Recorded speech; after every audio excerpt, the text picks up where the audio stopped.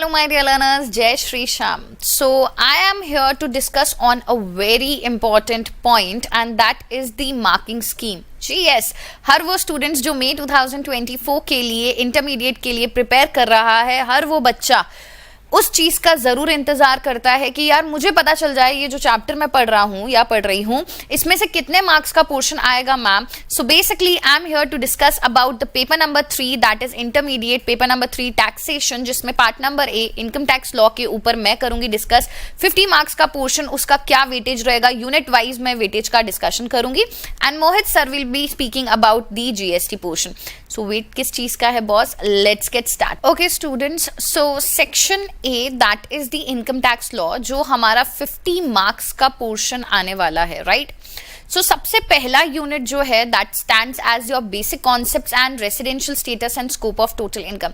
काफी दोनों ही इजी से चैप्टर है. Residential status and scope of total income का अगर हम पास रिकॉर्ड देखें तो देखो अभी तो हमारे मई 24 में जो वेटेज है वो 50-50 हो गया है. पहले प्रपोर्शन जो था 60:40 था. 60 मार्क्स आपका इनकम टैक्स लॉ के लिए and 40 marks for the GST portion, right. But अब 50-50 है. So we'll see a revise marking scheme that is residential status and scope of total income basic concepts के साथ मिला के 10% से लेके 20%. दैट मीन्स अगर हम 50 मार्क्स से कंपेयर करें तो 5 से लेके 10 मार्क्स के बीच का पोर्शन जो है इस एरिया से आने के चांसेस है. और देखा जाए पास्ट अटेम्प्ट में भी तो इतना 5 to 6 मार्क्स, 4 तो मिनिमम मार्क्स का question residential status and scope of total income से आता है.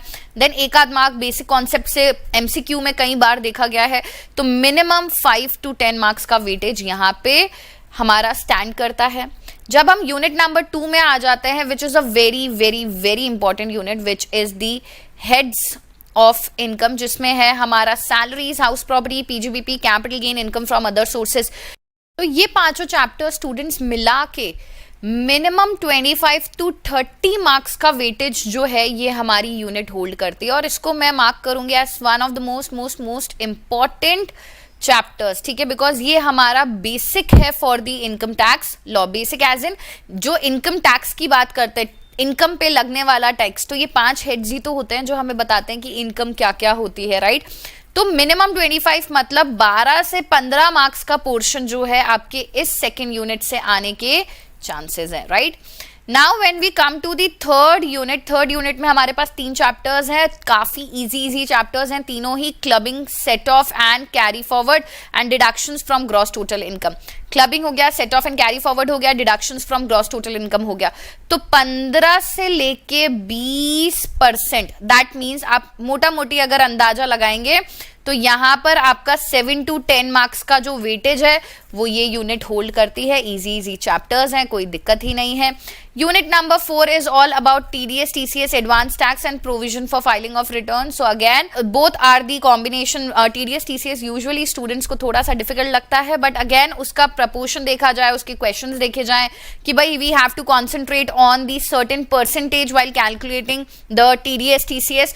तो ये चैप्टर को मैनेज करना ईजी है. And provision for filing of return more of a theoretical based chapter. Again 7 to 10 marks का पोर्शन यहां से भी एग्जाम में देखा जाता है. लास्टली जो हमारा 5th यूनिट है that is computation of total income and tax payable. तो अभी तक का आईसीआई का रिकॉर्ड बताऊं तो जो फर्स्ट क्वेश्चन आता है हमारे इनकम टैक्स लॉस के अंदर वो कंपल्सरी क्वेश्चन आता है, ठीक है. नाउ वी नो 20% से लेके 25%, दैट मीन्स 10 से 12 मार्क्स का क्वेश्चन आने के चांसेस हैं.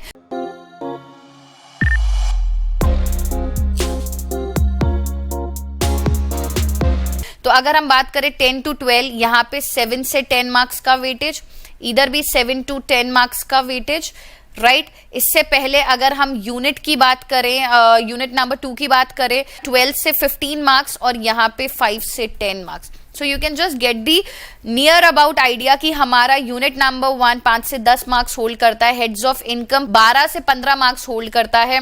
देन हमारा जो यूनिट नंबर 3 है clubbing, set of, carry forward and deductions वाला, वो 7 से 10 मार्क्स का वेटेज होल्ड करता है. एंड अगेन हमारा provision for filing of return, TDS, TCS, advance tax 7 to 10 marks का वेटेज होल्ड करता है. And lastly provision for filing of return, जैसा मैं आपको बता रही थी कि हमारा कंपल्सरी क्वेश्चन आता है. अब तक तो वो 14 मार्क्स का देखा गया है, बट अब 10 से 12 मार्क्स का कंपल्सरी क्वेश्चन आपका यूनिट 5 से, that is computation of total income आएगा. सो ये तो था all about the marking scheme. ठीक है, so I hope this part is clear. But अगर मैं आपको बताऊं, when you are preparing for the paper 3, that is part number A income tax law, I always say go with chapters like cover the residential status, cover house property, cover IFOS, then go with clubbing, set off deductions from gross total income, TDS, TCS, advance tax, provision for filing of return of income. तो ये कुछ chapters है ना जो आपका, मतलब अगर मैं आपको एक बेसिक फॉर्मेट में समझाऊं तो आपके जो 3 chapters हैं बेटा, that is salary, PGBP, capital gain, and एक साइड आप कर दो residential status, house property, income from other sources, your clubbing, set off and carry forward. ठीक है, देन आपका TDS, TCS, advance tax, deductions and return of income. तो ये chapters जो है ना इतने डिफिकल्ट नहीं होते हैं. ये सब्जेक्ट बच्चों को डिफिकल्ट लगता है because they see the difficult area of the section, that is salary, PGBP, capital gain. Always go with these chapters on priority basis. You will end up covering your 70 to 75% portion very easily. ठीक है, and then jump on to these chapters. You will find कि हाँ DT को manage करना easy है. ठीक है, so this is all about your weightage and you can start with these chapters on priority. Hello friends, तो इससे पहले देखिए हम लोग अपने 50 मार्क्स के GST के अंदर टॉपिक वाइज वेटेज के ऊपर बात करें. यहाँ पर इंस्टीट्यूट ने देखिए आपको ऑब्जेक्टिव भी बताया है. और ऑब्जेक्टिव का क्या मतलब है कि सीए इंस्टीट्यूट, देखिए हमारा इंस्टीट्यूट आपसे क्या उम्मीद रखता है कि आप यहाँ पर किस तरीके से काम कर सकते हो इसको पढ़ने के बाद. तो क्लियरली देखिए पहले ऑब्जेक्टिव के अंदर बताया कि इंस्टीट्यूट देखिए डेवलप करना चाहता है अंडरस्टैंडिंग आप लोगों के अंदर relating to the provisions of goods and services tax law, कि जीएसटी के अंदर जो प्रोविजंस हैं उनकी आपको देखिए अंडरस्टैंडिंग हो.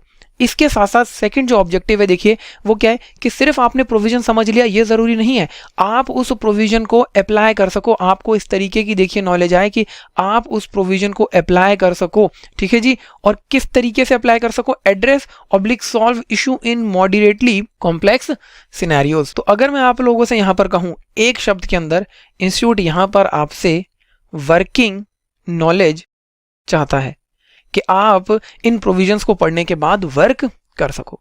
ठीक है जी, तो इसी तरीके से आप अपनी तैयारी रखेंगे और जब फाइनल में जाएंगे तो आप देखेंगे कि इंस्टीट्यूट वहां पर आपसे एडवांस लेवल की, एक्सपर्ट लेवल की जो है वो नॉलेज की उम्मीद रखता है और इसी तरीके से पेपर ड्राफ्ट किया जाता है. जब हम वर्किंग नॉलेज की बात करते हैं तो paper as comparatively to the expert level थोड़ा सा ईजी रहता है.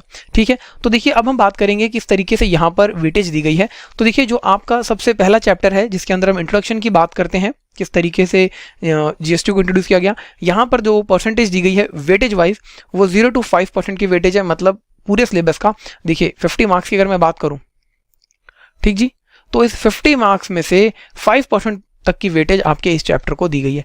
इसके बाद अगला जो आपका देखिए यहाँ पर चैप्टर 2 और चैप्टर 3 है, इसके अंदर काफ़ी चीज़ें बताई गई हैं.